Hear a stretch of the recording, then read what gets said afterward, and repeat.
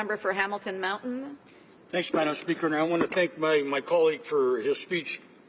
But what I do take offense to is when he said it's not all doom and gloom. It's very, very hard to say it's not doom and gloom to the workers that would announce that they're going to be losing their jobs. However, in saying that, I understand that, he's talking about the future of the business, and I want to ask him, what are we doing about the situation today? Is he willing, will he support and organize an all-federal party a committee to join in with an all-federal or an all-provincial party at the provincial level, along with the unions, the company, and the mayor of Oshawa, for a meeting as soon as possible, so that the people can see that we're all of people in this House are working together to try to resolve this issue. The Honourable Minister has 1 minute to respond. Just very quickly, Madam Speaker, I was highlighting the fact that overall the sector is headed in the right direction. Make no mistake, what's happened today is devastating. Make no mistake that what the families are going through is unimaginable. This is serious stuff. These are workers, these are communities that are impacted. So I do not want to minimize that, nor have I minimized that. What I highlighted is that we want to build a strong and robust automotive sector, and we're more than willing to work with other political parties, the unions, with the auto manufacturers as well. We have an open door policy because we believe in this sector, and we believe in the fact that it creates good quality middle-class jobs. Resuming debate, the Honourable Member for Hamilton Mountain. Thank you, Madam Speaker. And I think the announcement this morning of the GM closure came as a surprise to everyone. And obviously it's devastating news. It's devastating news for our economy. It's devastating news for the community. And it's devastating news for all the workers and their families and the pensioners who will be affected. The effects of this closure will be huge. The economic and human effects will be felt far and wide beyond just Oshawa and the GM facilities. Up to 30,000 people who work in jobs dependent on the auto sector could be affected. That is 30,000 families who will experience the incredible hardship a closure like this produces. But I'm relieved that we are having this debate tonight. I am also very heartened by the fact that the three major parties in this House could all agree on the need to have this discussion and have it as soon as possible. I've spoken today with colleagues from both the Liberals and the Conservatives and have suggested to them that we need to focus on what we can do to help the workers now and moving forward. Of course, we will talk about the politics of the situation, how we got to this point, and who was to blame. But to me, Mr. Speaker, that is secondary issue, and first we must do all that we can do to help. In my view, Plan A should be an attempt to keep the plant going. The government must immediately examine ways of keeping the operations going and keeping the workers employed. The Liberal government must explore options to encourage GM to reverse its decision, including targeted investment that would ensure our workers can continue to build the vehicles Canadians need now and in the future. These options must be examined immediately. Plan B would be able to find new investors. Is there anyone out there willing to invest in a way that maintains employment levels? Could the workers too be involved in some sort of investment strategy? More questions, Mr. Speaker, that need to be examined and answered as soon as possible. And Plan C, Mr. Speaker, would be to develop a proper and adequate process of adjustment for the workers in the community. Such a process must ensure that workers are treated with dignity and that proper support systems are put in place.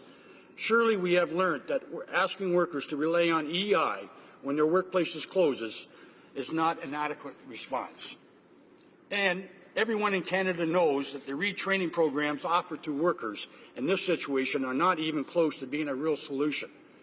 It's a joke, really, to think the majority of these workers are going to be trained for a job that's going to provide anything near the wages and benefits that they are relying on now. And what about older workers, Mr. Speaker? It's very unlikely they could even be given the new skills that would make another company want to take them on, especially at the wage level they now earn. Those close to retirement will end up losing significant value from their pensions, and the loss of health and care benefits will be devastating for older workers who have worked their whole lives in physically demanding jobs and count on those benefits for the medicine and therapy that they need. This is not an easy situation for the workers, their families, or the pensioners, and often the effects go beyond what may be obvious on the surface, the loss of income and benefits. I have lived through this situation before and have seen the effects firsthand. When I was employed at Stelco and was president of my local union, the company announced that they were closing. And that was at Canada Works, Mr. Speaker, in 1984 in Hamilton, where we had a wire and it's called a screw manufacturing plant. And when they announced that closure, I've never seen such devastating results where some people took their lives, some people lost their marriages, some people turned to addiction. It was incredibly unbelievable what can actually happen. And this has to be addressed. And it has to be addressed as soon as possible, because many people, as of today, they're taking their anger out on the company. They don't know what they're going to do in their future. They're mad. They're asking all of us for help. And we have to show them that help, and we have to show them that support. Otherwise, different things may happen. And right now, they'll be going into a toxic work environment. So we must show that we're there for them. I know the union and the company are going to be talking along, but they need more support than that. The unions and the workers, they need every level of government possible to go forward to show that we're all united in helping them out. Make no mistake, Mr. Speaker, the effects of this closure will be severe and they will be difficult. That is why we needed to have this debate tonight and why we must act immediately to help their workers, their families, and the community. Both GM and the Premier of Ontario may be saying the ship has sailed, but we do not accept that this is a done deal. There is more we can do, and we must act, and we must do it immediately. Our thoughts go out to the workers, pensioners, family, and communities affected by this decision. Thousands of good-paying Canadian jobs will be lost and will leave the families and communities reeling with that impacts. And as I said prior to Mr. Speaker, it's the community, the workers, the families, it's just a ripple effect of what happens. And we really don't see that devastation across the country unless you're there with it. You have to experience it. And that's what these workers are going through today. The support systems they need will not just be on training issues, but they need the jobs to be trained for.